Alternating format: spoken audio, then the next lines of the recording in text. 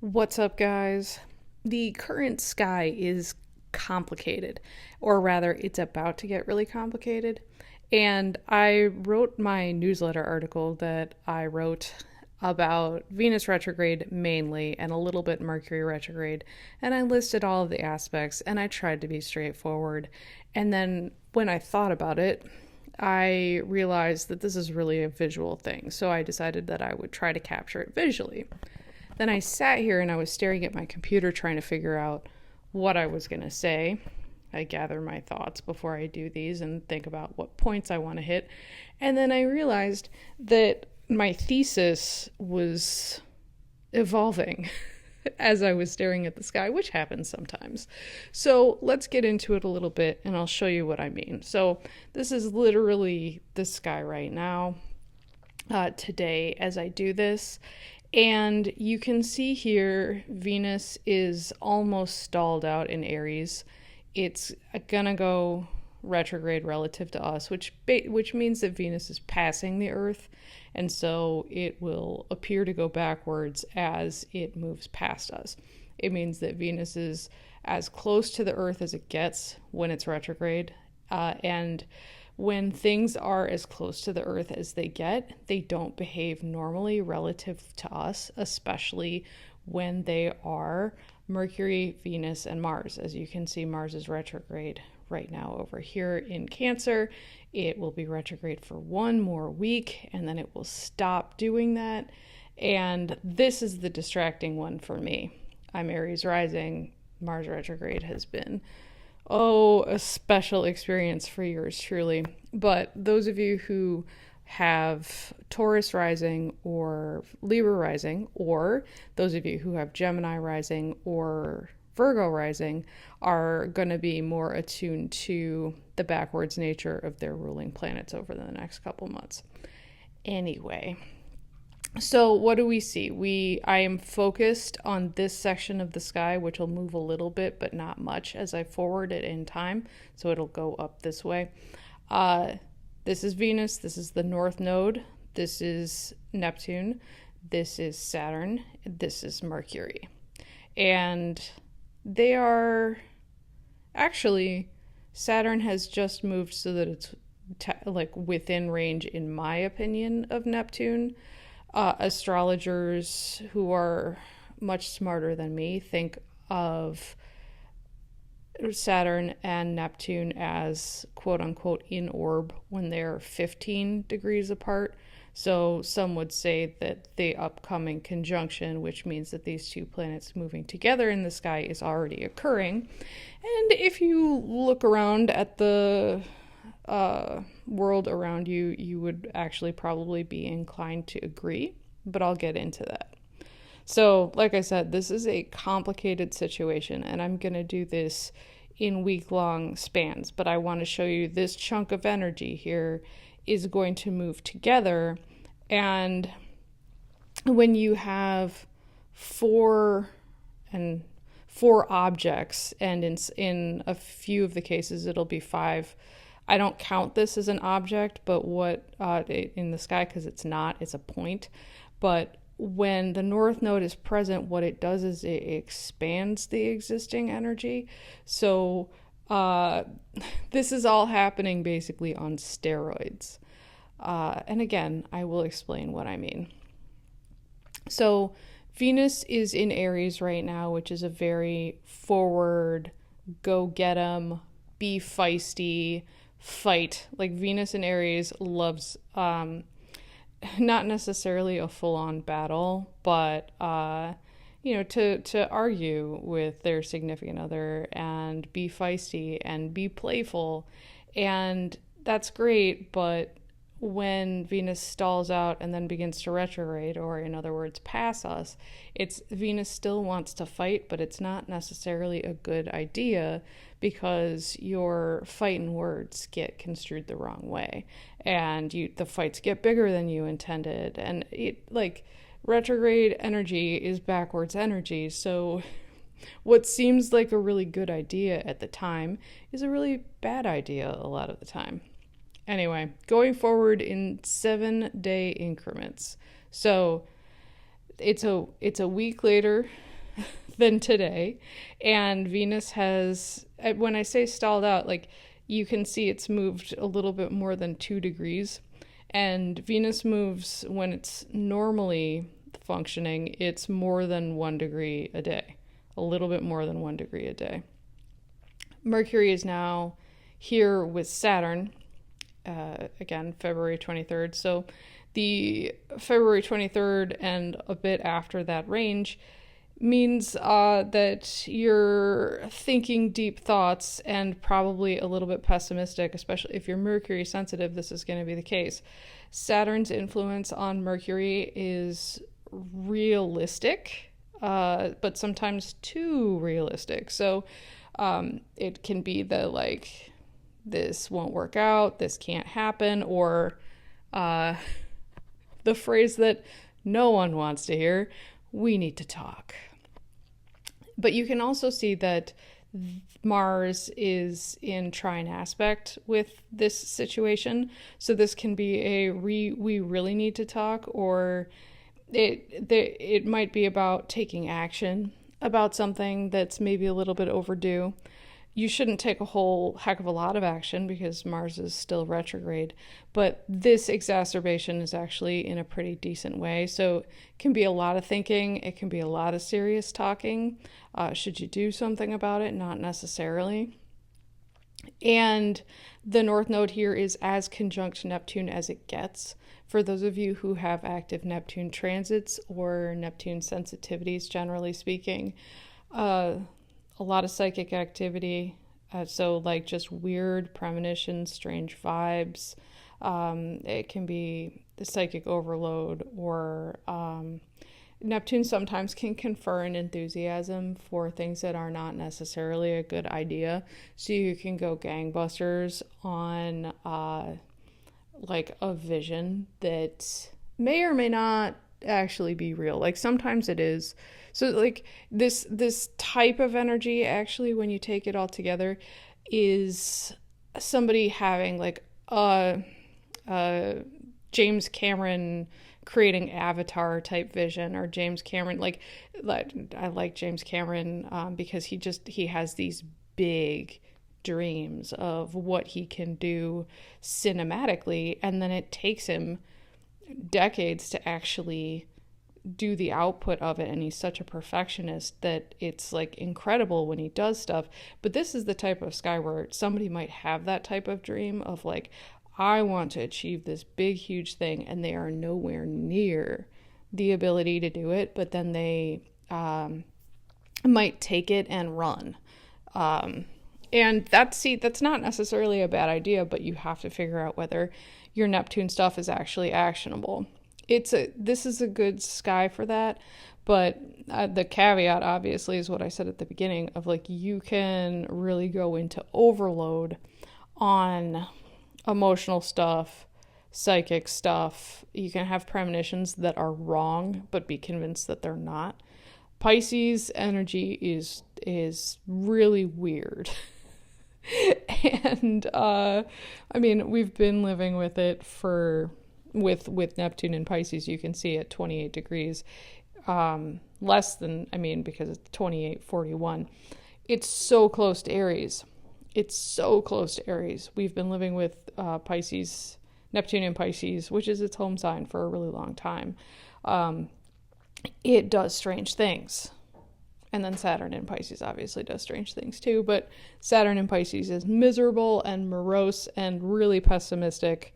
So that's been my experience of it. I don't know another way to put it, where like Saturn is the planet of structure, and being in the sign of intuition and emotional whims and sensitivity, Saturn does not like to be in water. It's like you know, think of a man in a business suit who's like the most serious person ever, and then just have him be standing in a pool. And that's kind of the vibe of like, what am I supposed to do in this pool with my briefcase? They're just standing and wet and miserable. Okay, so now it gets more intense. A week later, now you can see that Venus is retrograde and the moon just happens to be here. It moves super fast. But oh, Saturn's still here. Mercury is with the North Node and Neptune. And yeah, a lot has happened, but look at this frickin' chunk of energy. The sun will go a degree a day no matter what.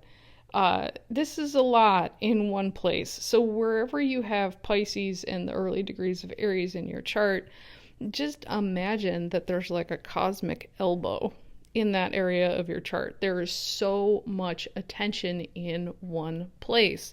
And when things are not moving at the speed that they normally go, that's a big cosmic elbow. You can see Mars here is direct now because the R is missing from its little thing over here, but it's still dead stopped in the sky. I'll go back a week, 17 degrees, forward a week, 17, and it's moved 14 minutes. That's nothing. That is stopped, okay? And where was Venus a week ago? It was at 9:59, almost 10, and where is it a week later? 10:49. Also stopped. So think two cosmic elbows, because this has been bothering people for quite some time, and now this is beginning to bother people. So if you have problems in your love life, because Venus is love and money, they are now bigger. Like, it gets blown up to proportions that you are often just like, oh my God. Like, either, oh my God, I need to pay attention to this. Oh my God, I need to do something about this. And it's in Aries. So the idea is I need to take action. Aries loves nothing more than quick action. I need to take quick action about whatever it is that is, and like that I'm up in my head about. The phrase I was thinking of is having a bee in your bonnet, which is something a friend of mine used to say, as well as a very old saying. But the impetus here is like, oh my God, do something, and you shouldn't. Why? Because of this. Of Mercury with Neptune. And at this point, I think Mercury is probably moving pretty slowly. But again, this is a enlargement, serious enlargement, because the North Node is with these things of, you might have the wrong idea. You might be told something that is not true. Or this is definitely this guy that you dream that your significant other is cheating on you. And then you wake up and you're still mad at him. Also, money. Same thing of my finances are a mess, or my broker is lying to me, or you get a tip on something that you should invest in, or an art piece you really want to buy. I don't know. I'm trying to do a spectrum here. But it's like this sudden alarm about some thoughts and feelings, which is this stuff over here, and it's like, I gotta do something. And you shouldn't. You should just like hang out, journal, you can do art. This is actually a really decent time for that. But people are having visions with this energy. And those visions may or may not be truly actionable and truly real. You have to wait. My whole TLDR, spoiler, since this is going longer already than I thought it would, is you have to wait for the dust to settle before you do anything with this stuff. But you have to see what's real. This is not a realistic condition. You have to wait for it to settle down. And once it does, you'll be able to see, oh, okay. This is really something. This is really not. I need to chill out.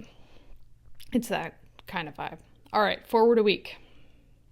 So here we have, now you can see that the Sun and Saturn are together, which is fine, unless it's your birthday.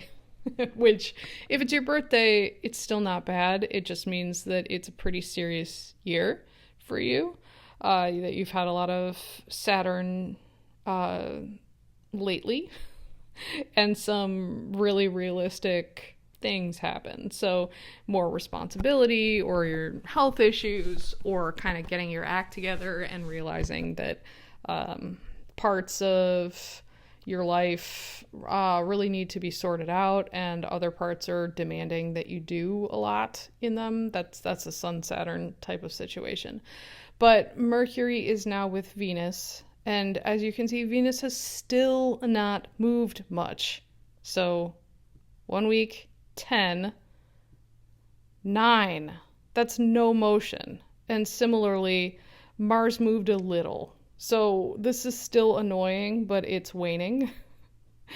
And in fact, this is the Sun trining Mars, which when the Sun trines anything that either is at the last stages of retrograde, which is the case with the outer planets, which Jupiter, Uranus, Saturn, Neptune, and Pluto, normally the trine happens when those things are still retrograde, but about to go direct. Is that true? I think so. Yes, it is. It's early in the morning and my brain just glitched. But what it is it's a seed time of energy. And so the sun just kind of like zaps it. And then the planet is like, it kind of like gets its act together and goes, oh, I know what I want to do. And then it starts moving forward and can just start dividing and conquering again after its lengthy period of being retrograde and being in its feelings about whatever that planet rules. So Mars is about to be in a much better condition because it's getting hit by the sun with encouragement, essentially. Okay, back to this whole thing. If it is your birthday this week, or really any time in this period where I'm saying that all of this energy is together, it's likely that all of this is in one house of your solar return, which is a really complex year. So people born in March and people born in April of this year have a shit ton of focus in one area, for better or for worse. In the case of right now, though, you have this Mars trine, which is nice, and then in a little bit, technically you have this sextile from Uranus to Saturn, and then also in this case the sun. So that's pretty decent. So while birthday people are having a serious year, they're also having some inspiration or some new ideas of things that they can do. That's not bad. But my attention right now is here. So you have your weird love or money ideas, and now you have Mercury, which is pretty independent of Neptune, but not completely out of the woods. So still some weird ideas or whims might be occurring. And then Mercury is with Venus, though, so it's like thinking about this love stuff or this money stuff, or it can even be your personal preferences, maybe some friendships. But generally speaking, when this thing is backwards, you're dissatisfied in some area of your life, and especially in Aries, really hot about taking action. So now people are thinking about it, like a lot. The previous week, it was like having weird dreams or inspirations or thoughts that may not be accurate. Those thoughts are still floating around here, but now it's very with Venus, so it's like the hamster is running quickly in the wheel. So I was trying to think of a more intelligent way to say that, but this is the part that worries me, because when you're already in your feelings about something and then you add Mercury, it's just a lot of mental heat. It's Mars's sign. So, okay, now Mercury's retrograde. So the Virgo rising and Gemini rising people are joining the Libra and Taurus rising people in their discontent, because you just feel out of sorts when your ruling planet is retrograde. So the thoughts may be stalled out. People may have changed their minds already about what it was they want to do. Often when Mercury goes retrograde, you do begin to change your mind about stuff, and that's not necessarily bad. But remember, my TLDR is like, we need to wait for the dust to settle here. And this is just dust. All of it kicked up. The sun obviously moved 7 degrees because it's been a week. So now the sun is with the North Node and Neptune. If your birthday is this week, this is a pretty strange year for you, because you have all of this Saturn realism, and Saturn will go forward and conjunct your sun off and on during this year. If you were born the previous week, Saturn's done with your sun and moving on. But Saturn's going to go forward and conjunct your sun, and then you already had a Neptune transit to your sun, but Neptune's not completely clearing your sun. So you are in very strange ego times of feeling like you have none, and possibly more depressed than you should be. But you're sorting yourself out. Having been hit by Neptune, a Sun-Neptune time is just this like, where am I? And you can have spiritual whims, psychic stuff going on, especially in Pisces. If you are a Pisces, it's a super sensitized time for you. But Saturn is not a sensitizing planet, so you might be able to straighten yourself out this year. I wouldn't, for you, it's, you're going to want to wait. Wait. I just decided I don't want to say that out loud because it's not nice. You can have a very creative year. You can, have actionable visions. But you will want to be really, really tentative when it comes to making long-term commitments this year. The North Node, which I've been ignoring so far in my part about this week, is with your sun. So you have a lot of good energy as well for doing the stuff that your sun, which is your ego, wants to accomplish. You just have to take it seriously, while also finding time for yourself to space out. So meditation, yoga, art, being able to do right brain stuff is going to be equally as important as taking action in the outside world. So it's a year of figuring out how to marry those two things. And there are definitely going to be moments where the wind is coming out of your sails, but it may return just as easily.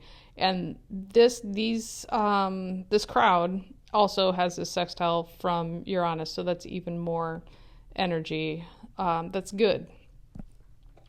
That's inspiration, or being able to make changes that are relatively easy for you to make, which it's all good. So I'm seeing these as separate when really they're not. But a huge chunk of energy. It's probably all happening in one house in the sky, in your solar return, if you're born around now. But Venus is within range of Neptune. So you have to consider all of this stuff is actually together. I'm just differentiating them because of the sign. These two being in Aries and this stuff being in Pisces. So again, the people who have sudden impulses to you gotta put that on the back burner and basically sit on your hands right now. Sit on your hands the whole time. Okay, now it's a week later.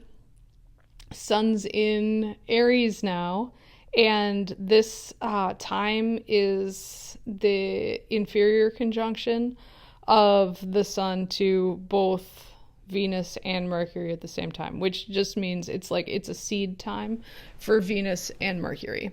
And so this is the time where you really want to pay attention to the inspirations, the insights, oftentimes, and especially since these are both basically more or less happening at the same time, you get some insights of things that you want to do in Venus and Mercury realms.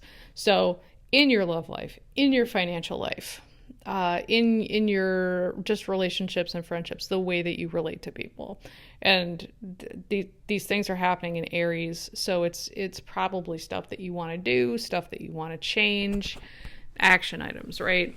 Pay attention right now to things that occur to you that would be good to do, and write them down, but don't do them yet. That's always the advice. But again, like Venus is closer to Neptune. Mercury, these are all within range of each other. So there are some really big and really good ideas. It's possible they're floating around in the ether. They may find their way into your head. But they, I don't know whether they're good, like whether everything's good or not. Probably some really terrible ideas. And that's why I'm doing this video, which, this is a lot of me talking. Hopefully if this is useful to one person, then I'm glad I did it. That's my stance on this stuff. But some of you will have good ideas. Some of you will have terrible ideas. And some of you will have, Neptune doesn't care what time it is. So some of you may have some ideas that are really useful in 20 or 30 or 40 years from now. So like write stuff down, sketch stuff out, pay attention to your dreams, but just know that like if it'll still seem urgent and like it needs to be done now, but Neptune stuff is eternal. It doesn't care what time it is. You may have an idea for like a flying car. You sketch it out. It gets built 80 years from now. I don't know. But this is a time of I really don't know. But okay, now look. So Pluto is here and it's sextiling your sun, the sun, Venus. And I mean, Mars is a little bit out of range for a sextile because I only use like 2 or 3 degree orbs, but stuff still feels urgent. It's still this sense of like, I gotta do something. And Neptune's influence means that it really might not be a good idea. You have to wait for the dust to settle. Okay? And now I want you to notice that Saturn is really, really within range of Neptune. So while we are distracted by this feeling of, I gotta fix my love life, my finances, I gotta take action on my new ideas, which you shouldn't because these things are retrograde, now the reality problems, so Saturn is reality and Neptune is reality problems. And when they meet, people don't know which way is up. They don't know what's real. They don't know what's not. Again, it's a good seed time for really long-term stuff, but it may or may not be real. This is intensifying, okay? So we're distracted and the reality problems are getting worse. So this is the type of sky, again, the reason I'm doing this video, people might make major moves in their personal lives because these are personal planets that are extremely ill-advised. You're gonna see people running into walls. Saturn's a wall. Neptune is fog. So you don't see that there's a wall there and you think that it's okay to run straight through. People might make big moves in their lives that they really regret making because they feel this fire under their butts to do something. Okay? And hey, in additional weird news, Mars here is still in good aspect to Saturn. So this is still happening of like you can still have good, really long-term stuff that you should do, or you can make some serious efforts. So if you're called on now to take responsibility for something or do a heavy lift project that someone else is telling you to do or working on behalf of someone else, this is really helpful, actually. So, there are some good opportunities. It's just the itchiness. People are going to be really itchy to do stuff, and they shouldn't. Okay, it's a week later. It's more ridiculous still. So remember when I said that the North Node is expansive energy. Well, now the North Node is with Saturn. It was with Neptune a couple of weeks previous, right? We saw that. So this is big responsibility, and it could be big sad. um, and Venus is here, so but now it's in Pisces. So Venus and Mercury are in Pisces, and the itchiness to do hopefully is subdued a little bit because Neptune will put that stuff right to sleep.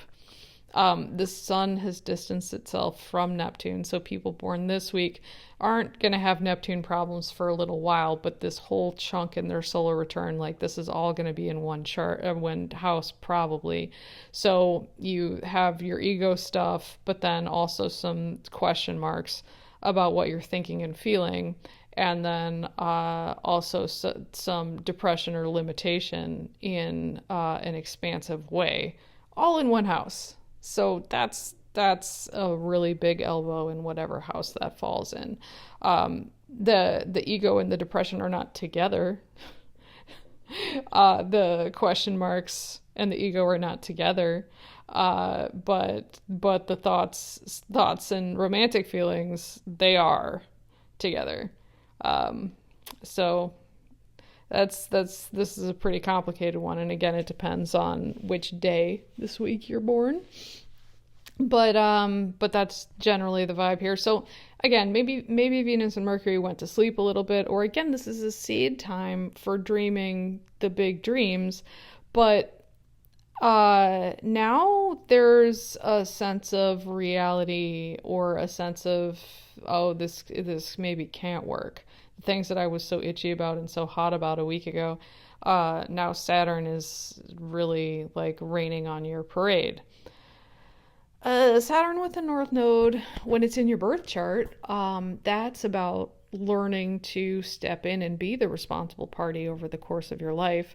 But when it's a sky transit, it's just big Saturn energy. So you, this is a time of like having some serious wet blanket stuff or major question marks, because, fog, thinking, romantic feelings or friendship feelings or friendliness feelings, and then butt hurt all together in one place. This is really complicated. Again, why I'm doing this video. We are waiting for the dust to settle, but now there's dust in the water. Yeah. It's this all just got really watery, and it went from hot and itchy to really in your feelings about something. So people who made moves the previous week, like all of a sudden the vibe shifts, and it's just like, oh no. I covered my mouth. You couldn't see me do that because you can't see me. Okay, following week. And this is again, why I'm doing this. Saturn and Venus and the North Node and Mercury. It's more of the same, but now Saturn and Venus are really together. So major money moves and major romance moves, and thinking about them, it's all blown up. This can be epic proportions of like, if someone is sad, they're really sad. But if someone had a vision that, like a James Cameron vision type of situation, this can be about like, okay, how do I finance it? How do I make this actually work? So having visions and then marrying them with reality, that's possible. Having things that you want to do romantically and then figuring out, like looking at the stark reality of what it is, it's possible. Money stuff, having ideas of stuff that you want to do and then looking at what it really is, it's a good time for that.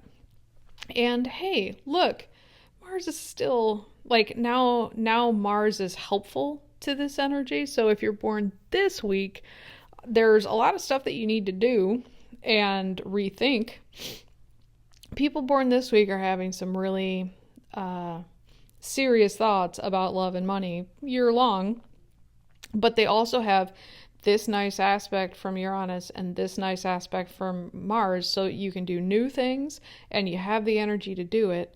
That's nice. We like that. It's just the retrograde nature of these planets where it's you're figuring out what's real and you're figuring out what's doable, and in some cases you're actually probably falling out of love with some ideas or realizing that some of the stuff that you were trying to do is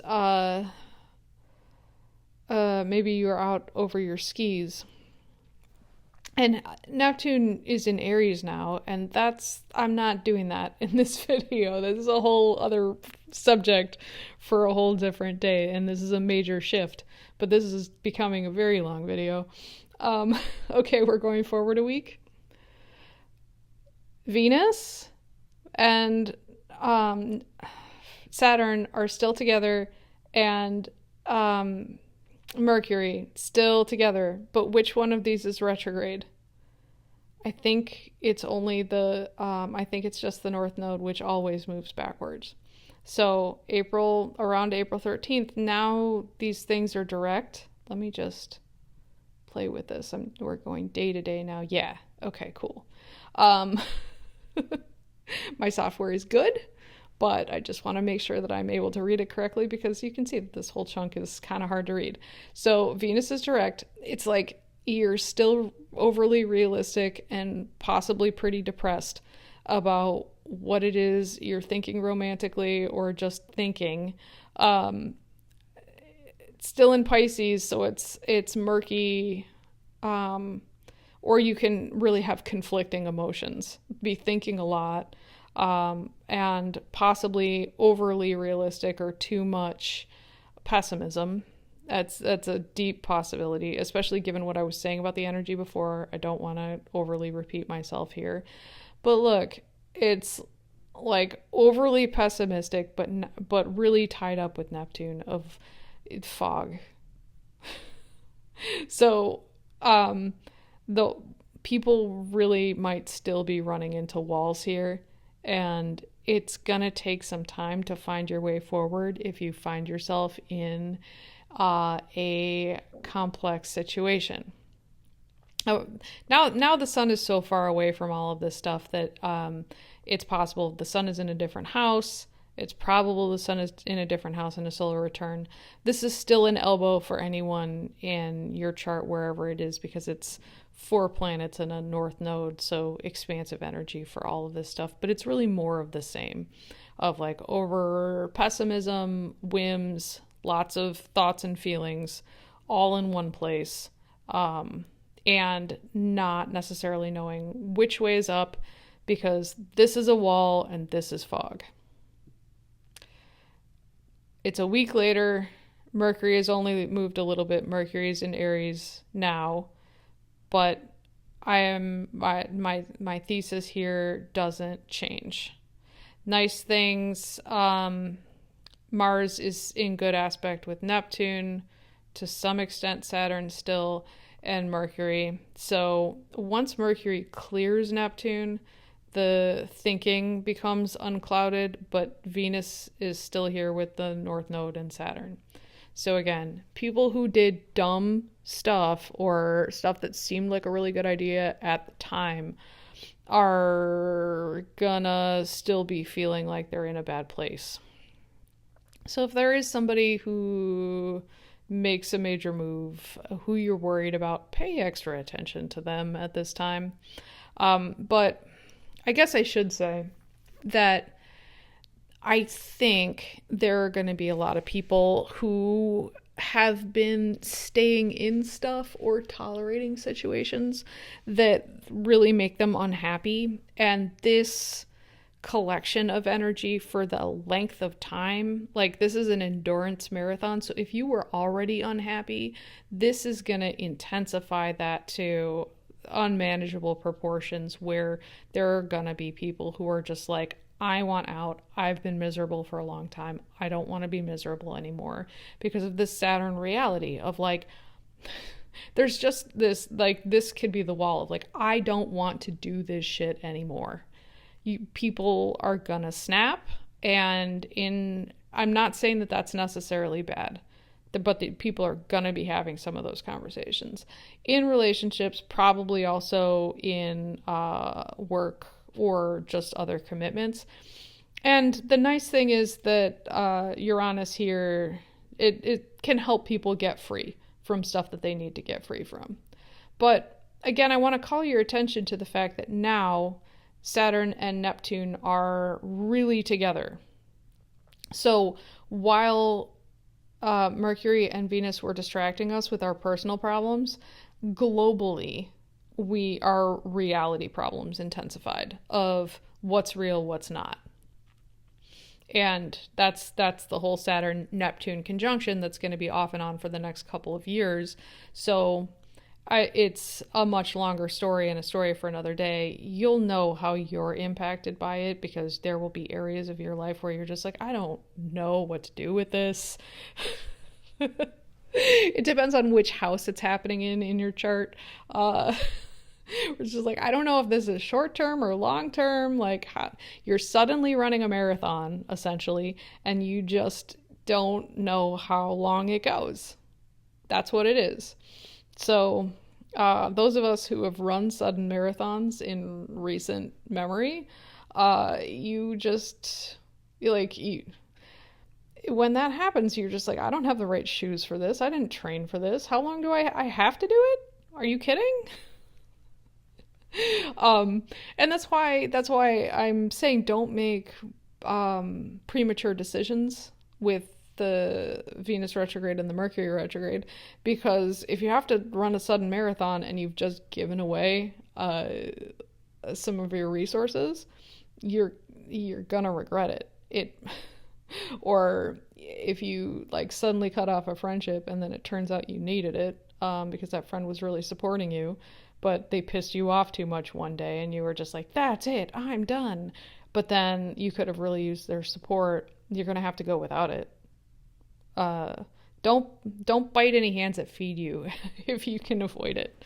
I don't know how to give categorical life advice for all of this stuff because it's just so much. But when I say you wait for the dust to settle, there is temporary dust with this Venus and Mercury stuff, and then there is long-term dust, which we're gonna have to figure it out in a couple years. But it's gonna be pretty unclear for quite some time. And you can be pessimistic, fine, and I would understand why, but it just is what it is, and it's like, when you have patience and understanding that life can be strange sometimes, and that you might not know which direction you're headed in, I understand that that's hard to have patience about, but when you get used to Neptune energy as I have gotten, where it's just like, what the hell is this? And then you realize that you're not going to know for a while. You're just like, oh, it's you again. Hello. That's what Neptune does. It's Neptune's favorite thing. Okay. Again, it's a week later, and these things are still really together. So Venus is not out of the woods, but Mercury is. So people are going to have clearer heads about their situations in late April. But Venus is still pretty sad. It's in Pisces. It's still with Saturn. Do you see how much it's not moving? I mean, Mars is also not moving a lot, but at least it's moving. Venus hasn't moved, and Venus has been with Saturn for quite some time. And when it comes to love and money, we don't really like it when Venus hangs out with Saturn because unless you like to go antiquing, Saturn is old stuff. So those of you who really like old stuff, have I got a time for you, and it is this spring. Venus really doesn't know which way is up, though, because being sandwiched in between Saturn, again, with the North Node, which is such an expansive energy, and Neptune, Venus is just like, help me. Okay, it's a week later. Venus is beginning to get free, but is not free from the reality problems that Venus is experiencing. But I'm getting tired of doing this. Venus also, I mean, Venus is unclear, right? But Venus is getting an aspect from Pluto again, where it's itchy, and probably desirous of some new territory because it's been hung up for so long. So again, you may see people making some major moves that may not be advised, but they're less ill-advised than they were the last time. So just let it be what it is. And then a week after that, Venus is still just trying to get free, but is becoming more free, beginning to resume normal motion. And then a week later, it is finally free. So, Memorial Day might be better. And now, and this is my thesis that I will repeat now, the reality problems are really acute.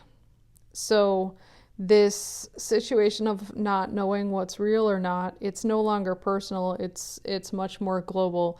So we get distracted by our personal stuff, and then while that's happening, basically some magician moves some furniture around.